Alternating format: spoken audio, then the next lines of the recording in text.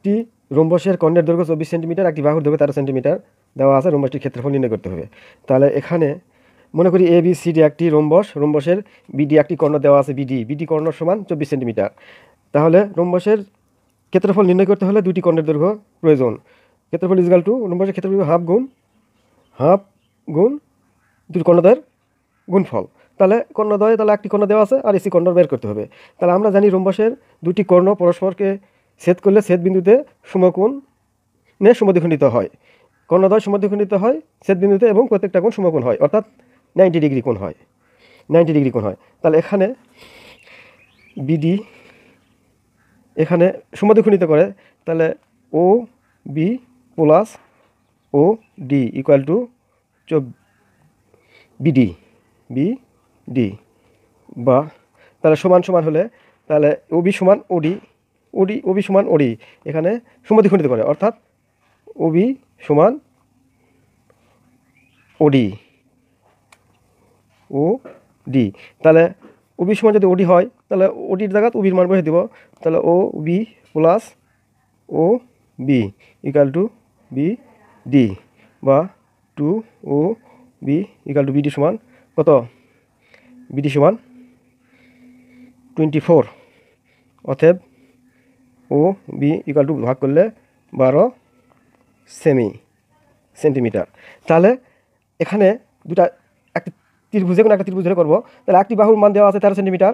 তার সমকোণী ত্রিভুজ এটা বিওসি ত্রিভুজটি সমকোণী ত্রিভুজ 90 ডিগ্রি। এখানে বিওসি সমান 90 ডিগ্রি, 90 ডিগ্রি কোণের সামনের বাহু বিসি সমান 13 সেন্টিমিটার। তাহলে অতিভুজ 13 সেন্টিমিটার, একটি ভূমি একটি লম্ব।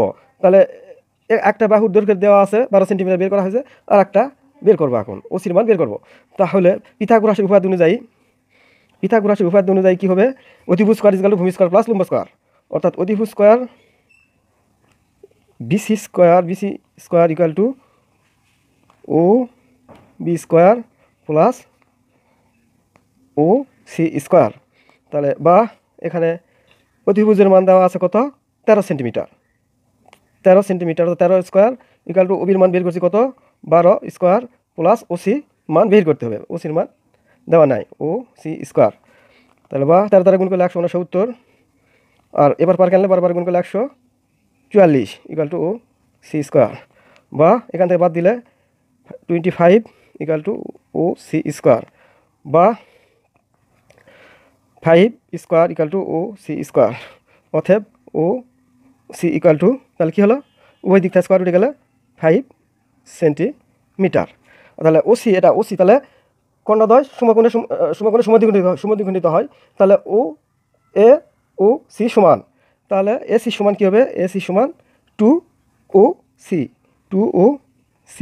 ওসির মান এখানে বের করলাম 5 সেন্টিমিটার, বসে দিলাম। তাহলে 2 গুণ 5 সেন্টিমিটার দিলে এবং গুণ করলে 10 সেন্টিমিটার। এসির মান হলো 10 সেন্টিমিটার।